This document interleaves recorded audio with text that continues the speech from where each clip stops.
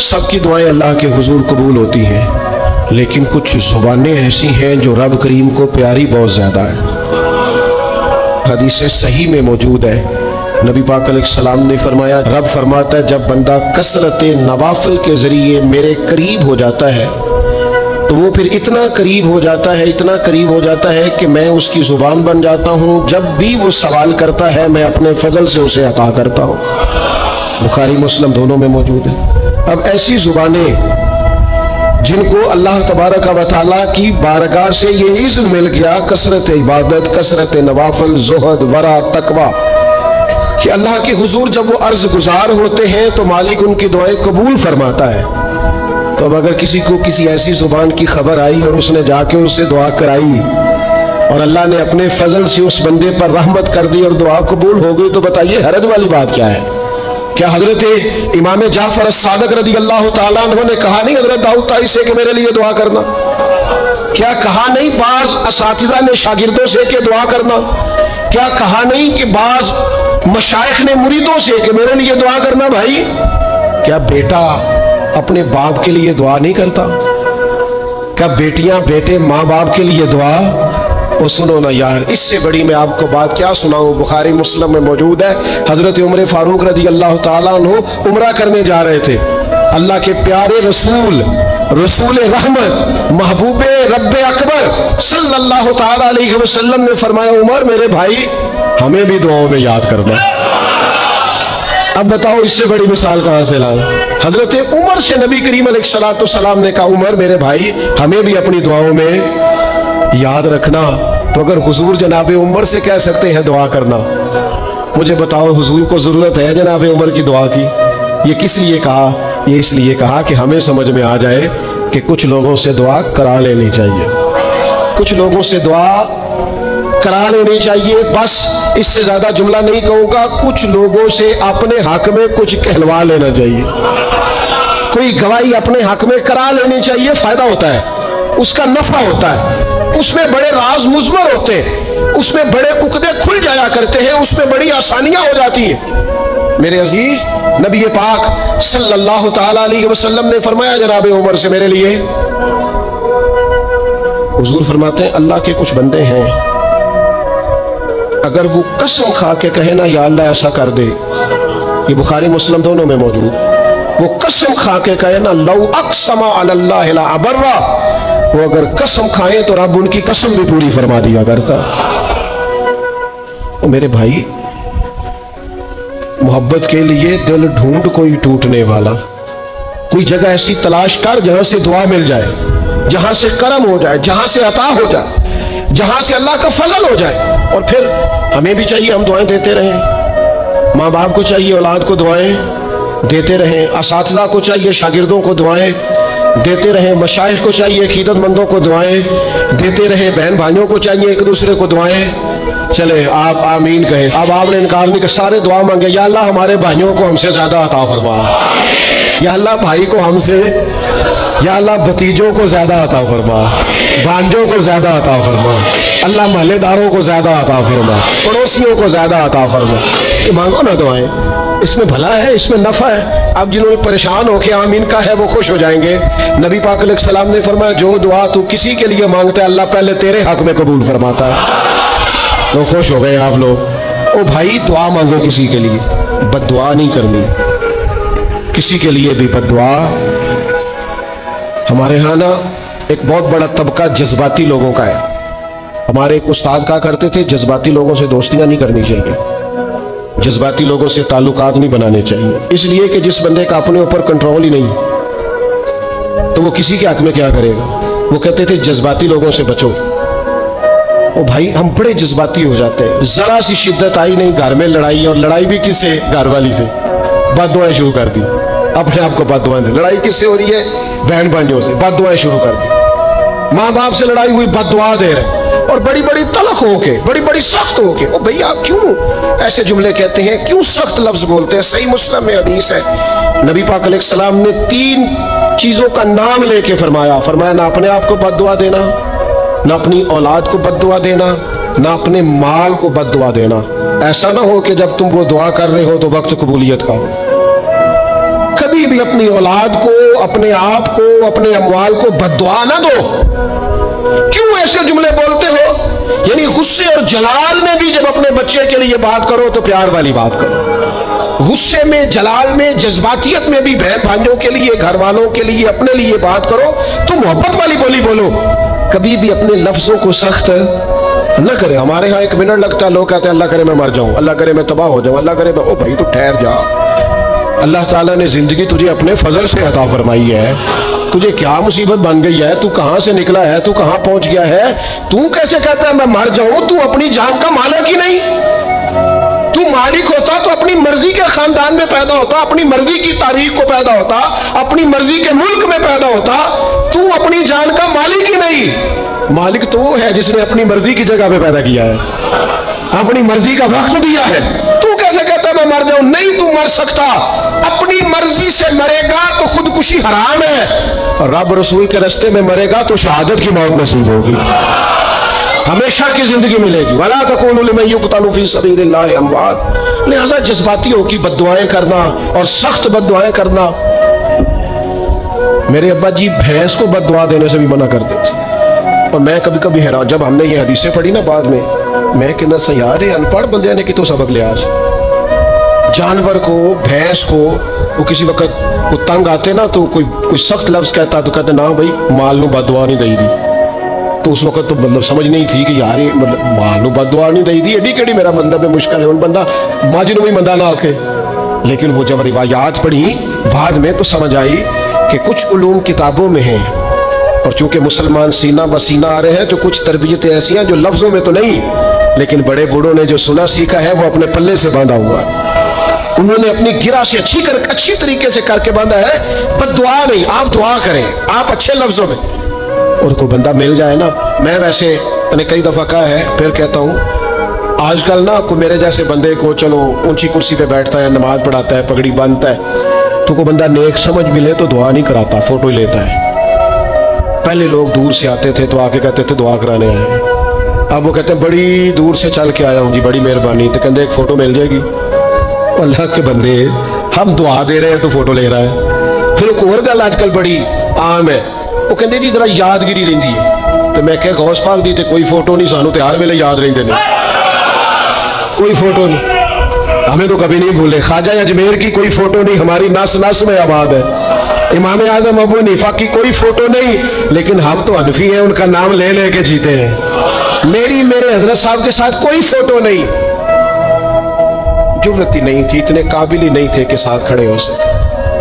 وہ میرے گھر کبھی نہیں آئے، اور میں سمجھتا تھا گھر اس قابل بھی نہیں کہ اتنی بڑی ذات کو میں کہوں کہ تو میں کو جیتے دل پر سونا، اور کتنا سونا، او سونا تے رج کے سونا، تے سونا جی میں سویرا، میں کو جاتے رج کے کو جا جی میں ہنیرا۔ کبھی اتنی ضرورت ہی نہیں کی، اتنی طاقت کے ساتھ کھڑے ہو کے کہیں کہ میں تیرے برابر ہوں تو فوٹو بنا، اتنی ضرورت کبھی ہوئی نہیں۔ لیکن کیا کریں، دور بدلا، حالات بدلے، زمانہ بدلا، طور طریقے بدلے۔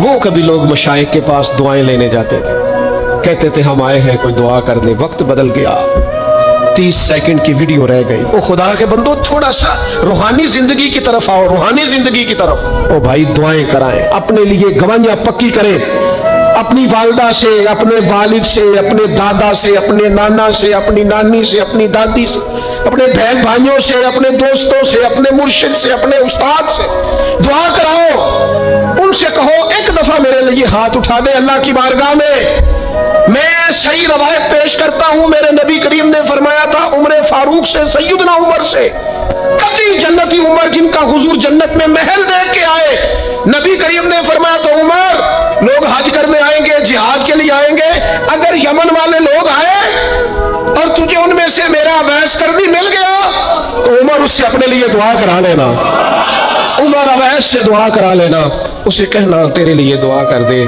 حضرت فاروق اعظم ڈھونڈتے رہے، ملاقات ہوئی سیدنا اویس کرنی سے، کہا دعا کر دے یار میرے لیے۔ وہ ڈھونڈو، کوئی بیٹھا ہوا مجھے دور دعا دیتا ہے، میں ڈوبتا ہوں پر سمندر اچھال دیتا ہے۔ او بھائی اپنے حق میں دعائیں، التجائیں اللہ کے حضور۔ کچھ لوگوں کی عرض، میں آپ سے عرض کروں، کچھ لوگوں کو دعا لگ جاتی ہے. آپ کو جو آدمی بڑا چمکتا دمکتا اجلا نظر آئے نا، اس کا کبھی ماضی ٹٹولو گے نا تو کبھی کوئی اس کے گھر سے روٹی کھا گیا تو فقیر اور اس نے ذوق سے کھلائی تھی. کبھی پیچھے سے ٹٹولو گے تو کوئی روٹی کھا کے دعا کر گیا تھا. کوئی چند گھڑیاں دروازے پہ رہا تھا، اس نے نیکی کی تھی، دعا کر گیا تھا. کبھی ٹٹولو گے ڈھونڈو گے تو بیمار ماں نے کسی کو دعا دی تھی کہ پتر اللہ تیرے اوپر فضل کرے. کسی کے بوڑھے باپ بیمار نے دعا دی تھی اللہ تجھے کسی کا محتاج نہ کرے. کسی نے دعا دی تھی. وہ دعا ہے جو اس کے دائیں بائیں آگے پیچھے چلتی ہے. حضرت مولا علی شیر خدا رضی اللہ تعالیٰ عنہ گرمیوں میں بھی موٹے کپڑے پہن کے پھرتے تھے. یہ ہونے کا حضور سخت گرمی اور پھر آپ تو بڑے دلیر آدمی، جوان اور گرمیوں میں بھی موٹے کپڑے.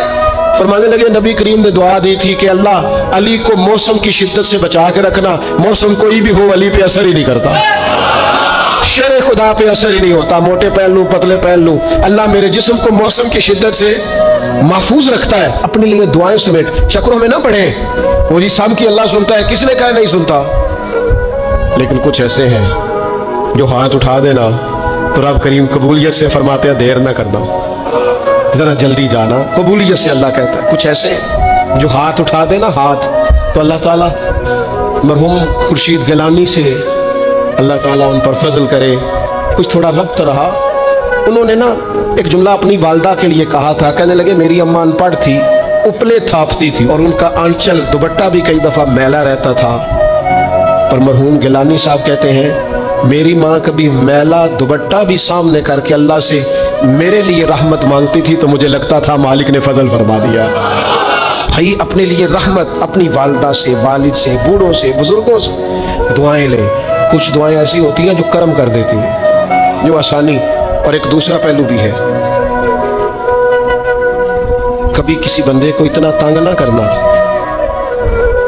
کہ وہ اتنی تکلیف میں آئے کہ خود تو کچھ نہیں کر سکتا، ماڑا ہے، لیکن پھر وہ رات کو اپنے رب کی بارگاہ میں بیٹھ کے کہے کہ تو حاکم و عادل ہے مگر تیرے جہاں میں ہے تلخ بہت بندہ مزدور کے اوقات.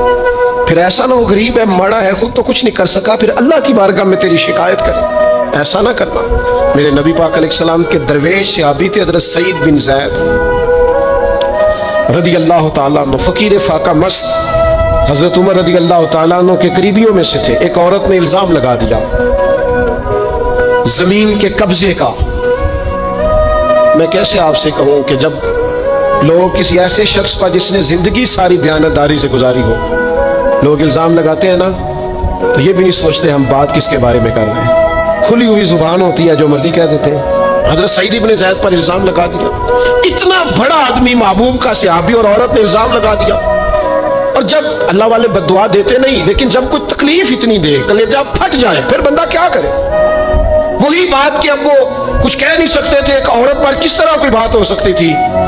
دونوں ہاتھ اللہ کی بارگاہ میں اٹھائے، یہ صحیح حدیث میں موجود ہے. دونوں ہاتھ اللہ کے حضور اٹھا کے عرض کرنے لگے مالک اگر یہ عورت جھوٹی ہے نا تو پھر اسے اندھا کر دے اور اس کی قبر اس کے گھر میں بنا دے.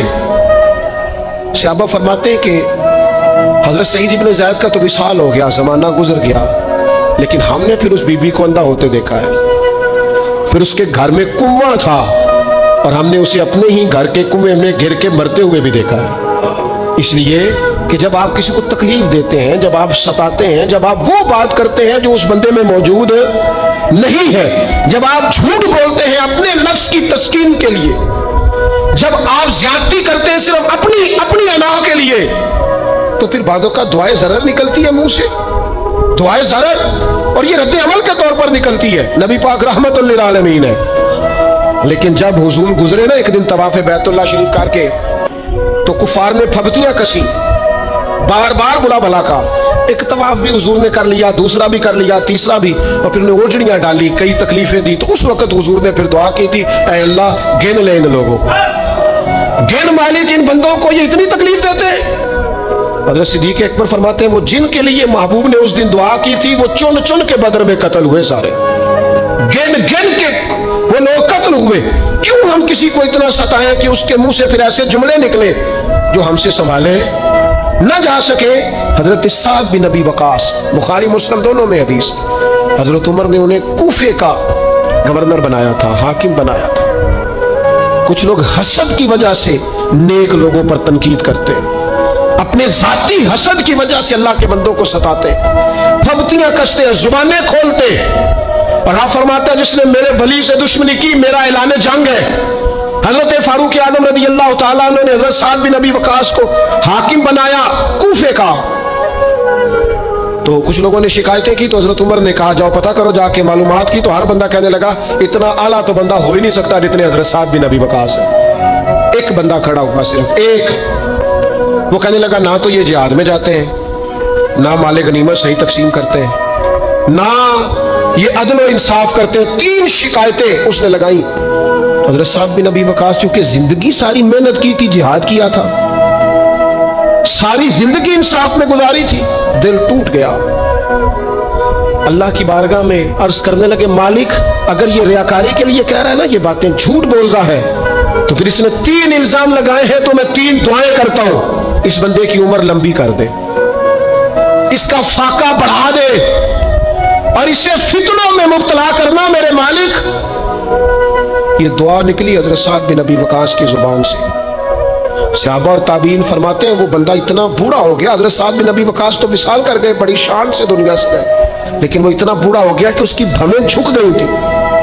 और फाके का ये आलम था कि फाका खत्म ही नहीं होता था, और फितनों का ये हाल था कि बुढ़ापे में भी माज़अल्लाह चौकों में खड़ी औरतों को छेड़ देता था, और लोग जूते मारते, तकलीफ देते, बाज क्यों नहीं आता तुझे, शर्म क्यों नहीं आती? तो कहता था लोगों मैं क्या करूं, मुझे हजरत साद बिन अबी वकास की बद्दुआ लग गई, मैंने उनको सताया, दिल तोड़ा, अज़ियत दी, क्यों हम इस तरह के लफ्ज कहें? मैं जानता हूं उस बूढ़ी औरत को जिसकी बेटी को किसी ने बड़ा ही सताया था ससुराल वालों ने, और खामद उसका मौजूद नहीं था, तो वो अपने वहां से निकलते हुए ना वापस घर से, तो वो दरवाजे पे खड़ी होकर कह रही थी हजरत साहब मैं गुजर रहा था, हजरत साहब गल सुनना, बच्चियों का बाप कोई नहीं, एक भैया बेचारा किधर किधर जाए, हर चौथे दिन मैं यहाँ आके मिन्नतें करके दुपट्टे फेंक के बच्ची छोड़ के जाती हूँ। आज मैंने अपना मुकदमा रब की बारगाह में पेश कर दिया, आप गवाह है ना, मेरा जुर्म सिर्फ है कि मैं बेटियां दी मां हूं, गवाह है ना आप, मैंने मुकदमा अल्लाह के हुजूर दर्ज करा दिया है। बेटी को हौसला दे के जाती हूँ, खुद नहीं सोती मैं सारी रात, मुझे पता है मेरी बेटी के साथ ज्यादती हो रही है, और इनको भी पता है ले जा कोई नहीं सकते, बंदे माड़े हैं, तो ये रोज जुल्म करते हैं। मैंने वो मुकदमा दर्ज करा, आप गवाह रहना। मैंने बड़ा मनाया उस अम्मा को, मैंने कहा मैं इतने सख्त जुमले ना कहे, कहने लगी कलेजा अंदर से फट गया, छलनी छलनी है। एक शख्स के कमरे में जाती थी माफी मांगने, चलो बच्ची से गलती हो गई तो उठ के दूसरे कमरे में चला जाता था, मैं दूसरे में जाती क्योंकि मैं बेटी वाली हूँ। अब मैंने मुकदमा दर्ज करा दिया है, अब मेरा रब जाने बेहतर इंसाफ, मैं बड़ा अल्लाह का गुनाहगार बनता हूँ। मैंने फिर वाकई वहाँ इंसाफ होते देखा, मैंने वो रंग बदलते और हालात तब्दील होते देखे। ये याद रखना जिंदगी खुद भी गुनाहों की सजा देती है, यहाँ भी जिंदगी खुद भी गुनाहों की सजा देती। याद रखना, जरा एहतियात से मुंह खोलना किसी के बारे में, अल्लाह के बंदों के बारे में अपनी जुबानें जरा एहतियात से खोलना, जरा ख्याल करना, किसी गरीब के बारे में जुमले सोच कर बोलना, किसी कमजोर का मजाक उड़ाना, तो माज़अल्लाह जरा होश करना, अल्लाह से डर के बात करना, इसलिए कि बड़ी जल्दी इंसाफ का वक्त आने वाला है, बड़ी जल्दी हालात बदलने वाले हैं। तिलकल अय्यामु नुदाविलुहा बैनन नास, अल्लाह लोगों के दरमियान दिन बदल दिया करता है, फिर लोगों को जगह नहीं मिलती छुपने की, रुख छुपाने की। 2 ही बातें आज आपके सामने रखी हैं, एक तो नेकों से दुआ ले लो, अल्लाह वालों से दुआ ले लो, माँ बाप से दुआ ले लो, बुजुर्गों से दुआएं, और दूसरा बद्दुआओं से बच जाओ, दुआएं जरा से बच जाओ, किसी को इतना ना सताओ कि बेचारा खुद कुछ ना कर सके और अल्लाह के हुजूर तुम्हारी शिकायत करे, बचो। वो मैंने बहुत पुराना एक जुमला कहा था, फिर कहता हूँ, गरीबों की बद्दुआएं दिन में नहीं सताती, गरीबों की बद्दुआएं रात को सताती है। जब एसी पूरा लगा हो, घर पूरा बेहतरीन बना हो, नींद ना आए, और अपने ही घर से खौफ आए, और अपने ही मकाम से बंदा बेचैन होके उठे, और कभी छत में और कभी नीचे, और पता नहीं मुझे क्या है, पता नहीं मुझे क्या है, तो फिर वो इस्तिगफार करे, फिर वो जिसको सताया उससे माफी मांगे, फिर जिसका दिल तोड़ा है उससे जाके अल्लाह की रिजा के लिए माफी मांग के आए। इसलिए कि कुछ सुकून ऐसे हैं जो सिर्फ